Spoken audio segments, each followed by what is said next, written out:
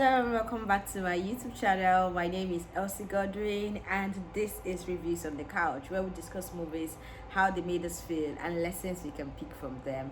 So we went on a 2 weeks needed break. I definitely needed that break because I needed to relax. I'll be taken care of, and I did enough of that. Going forward, I'm hoping that I'll be able to combine both. I don't need to pause one to do one, except it's extremely necessary. So we're back with a new episode. So if this is your first time of visiting my YouTube channel, kindly subscribe by clicking the subscribe button below and also hit the bell button so you get notified each time there is a new content. Thank you.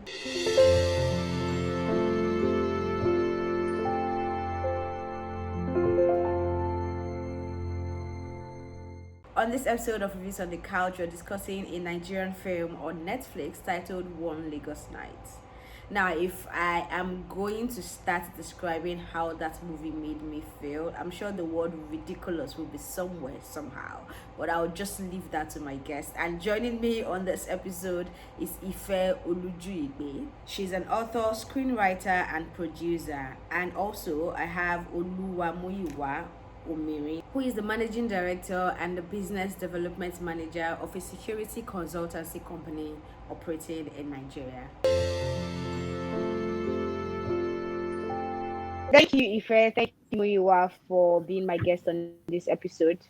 This is not one of the best movies I've ever reviewed on this show, but unfortunately, we are reviewing it, and it's fortunate for me as well because I want to use this opportunity to be able to help people with some security tips in terms of the level of insecurity happening at the moment in Nigeria, and especially in Lagos State, where I reside and where most of us reside as well. So we'll start with Ife because I would want Ife to give us her own review because she is a screenwriter. She used to be a film critic as well. I don't know. I think she has retired from that profession. So Yeah. Ife, when you watched it, Mm. honestly, from the script writing to the acting to the delivery to everything you look at when you're trying to review a movie, how would you describe Yeah. this thing called One Lagos Night?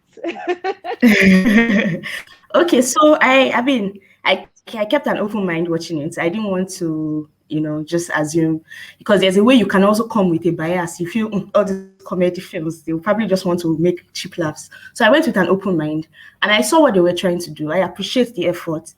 For the story, I first of all, I feel like part of the things that gets me is how fresh the story is. I didn't think that the story was exceptional or fresh or anything. In fact, it already started giving me Three Thieves vibes. I don't know if you've seen Three Thieves. I think it's on Netflix as well.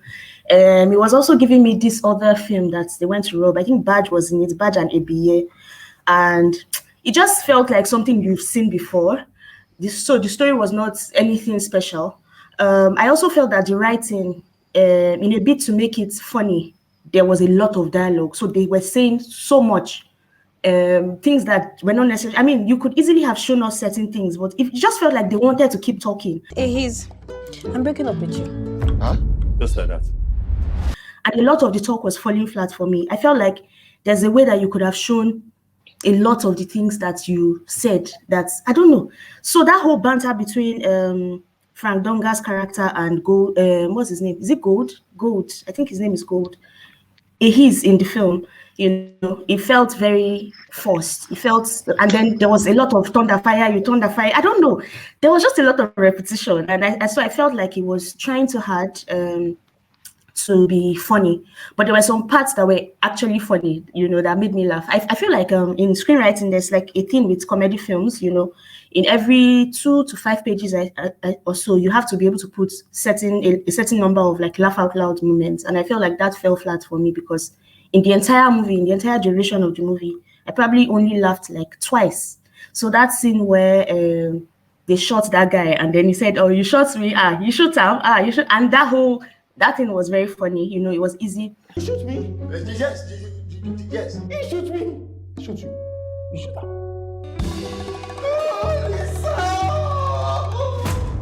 I can't even remember the second time. It's nice that you laughed. To be very honest, I did not laugh. I did not laugh.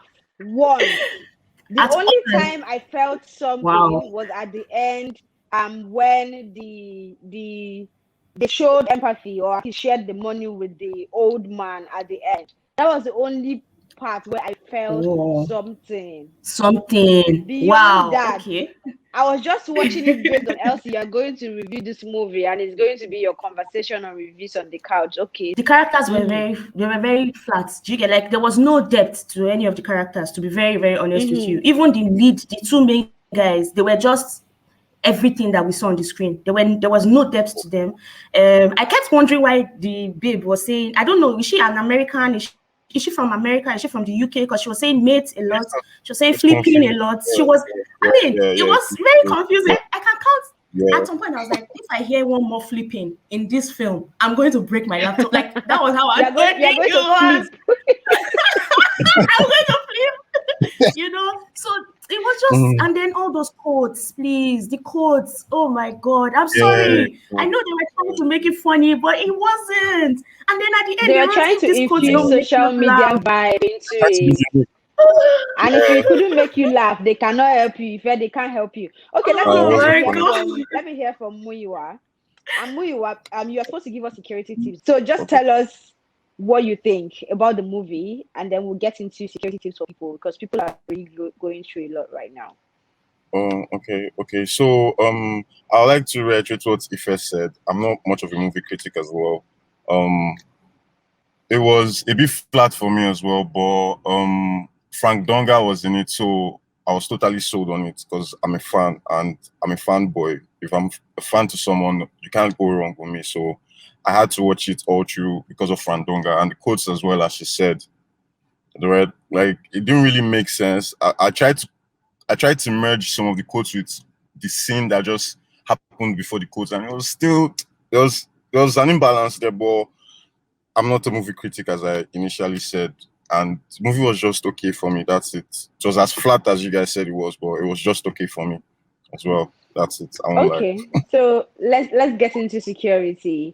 Based on the movie, in terms of tips you would give people, maybe in the way they relate to their house help, what they do, how they discuss their day-to-day activities in public, or even walking around now in Lagos State and in Nigeria in general. What are those tips you would give people to be very careful at the moment, please? Actually, you said the very first tip I had in my mind when I was watching the movie, and it's the fact that there was an insider, right? People tend to speak freely in front of their mates, their staffs, ad hoc or stay at home, forgetting that like people go through.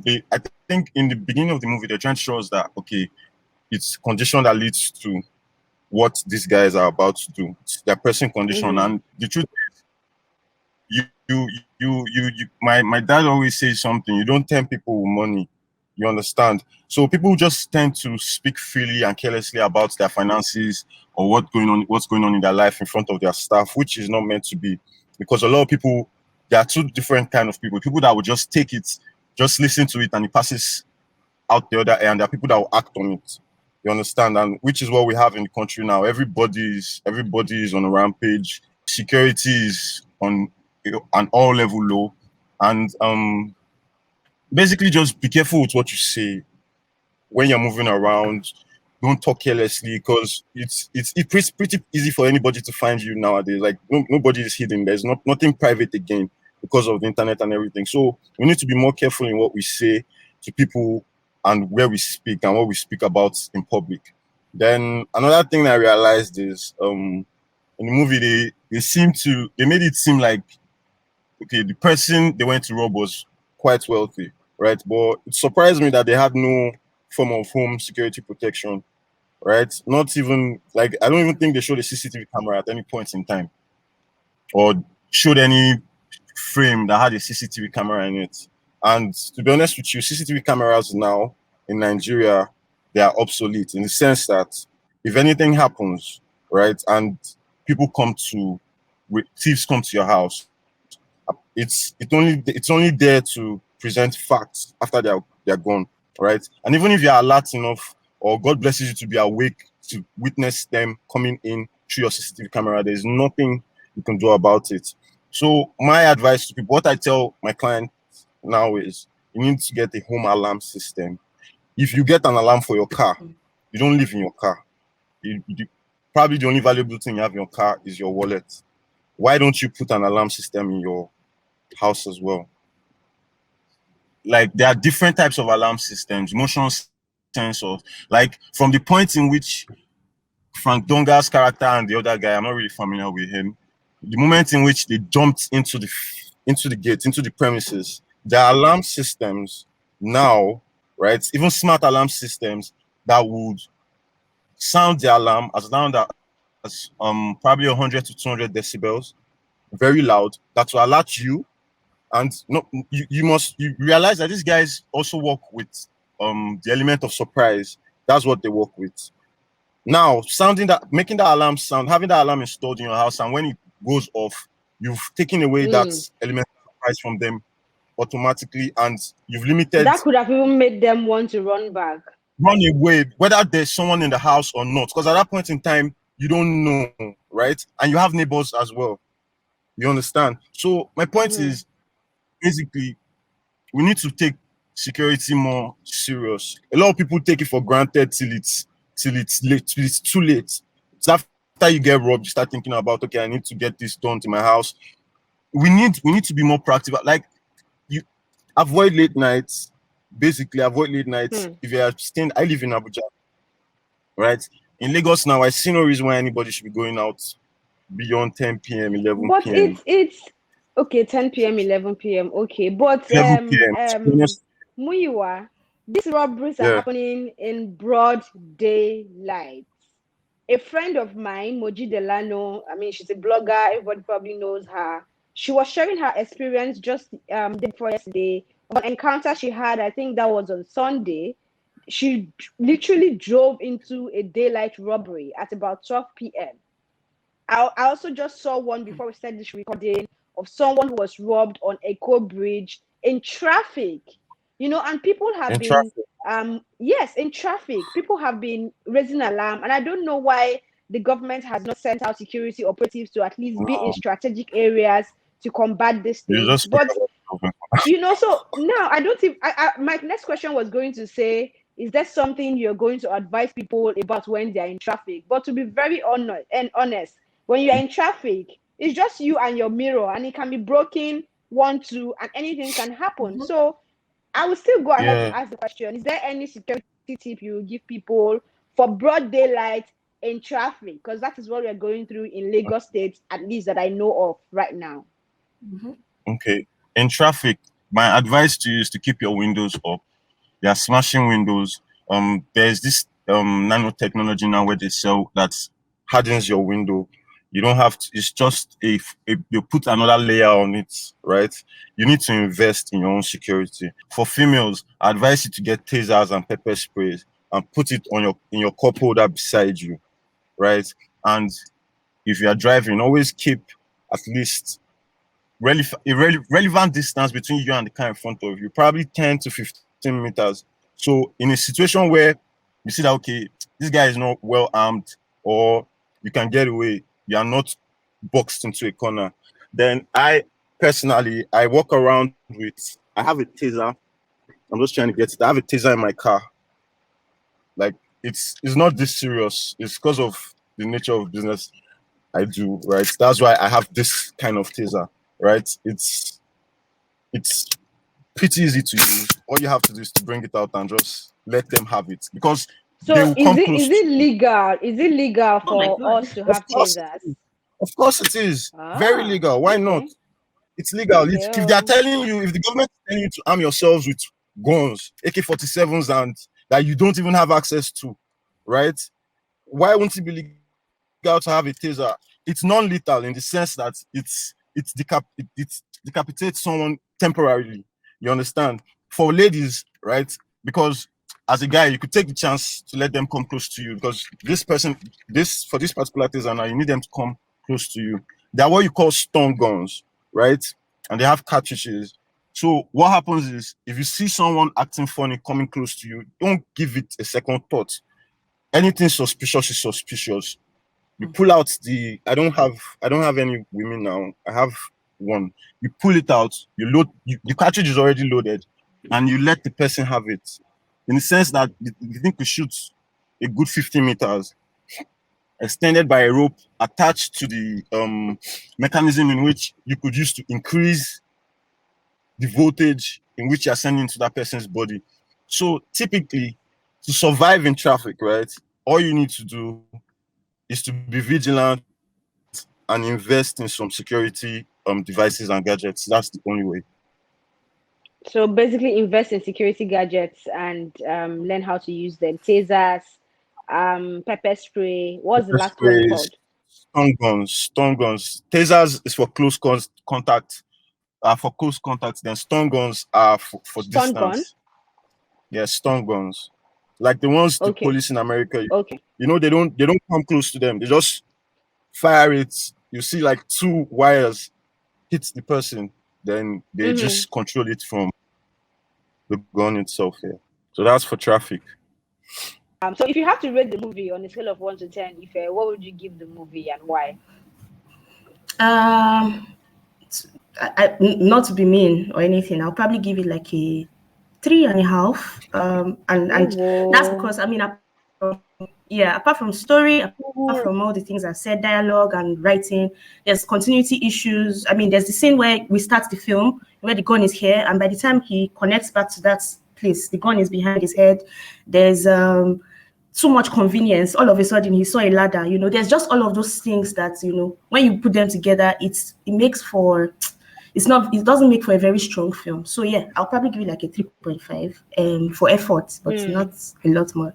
So finally, Muyiwa, to get tasers, what did you call it now? Pepper spray. Where would you recommend that we get from? Is this something we can easily get access to? How can we order them? Yes, you can. If you have your way around eBay, Amazon, just go there and search for it and buy them. There are some guys in Nigeria that sell. I don't sell those devices personally, but you can check Hamgad. I think he has a store, HAMGAD. He has a store in ShopRite, the mall. What's Palms, right? I think it's Palms. Palms in Victoria Island. He has a store there, so you can go there and check for. You also putting things like knives and all that thing. Yeah. Wow. Okay, this is becoming serious and scary. God save Nigeria. But thank you so much, Ife. Thank you, Muyiwa. Thank you for watching. I hope you were able to learn a thing or two from this conversation. Also, please be very cautious. We're battling insecurity in the country right now. There is robbery in the rise, kidnapping and all that. So be as cautious as you can. Mind the kind of conversation you have in public, and also just be cautious. I know it is not enough. We need our government to step in, but you can just play your part and of course pray. I pray that you are safe and everyone that concerns you as well remains safe. Till another upload on this YouTube channel, my name is Miss Elsie Godwin. Please do not forget to subscribe on this channel by clicking the subscribe button below, and also hit the bell button so you get notified each time there is a new content. Take care.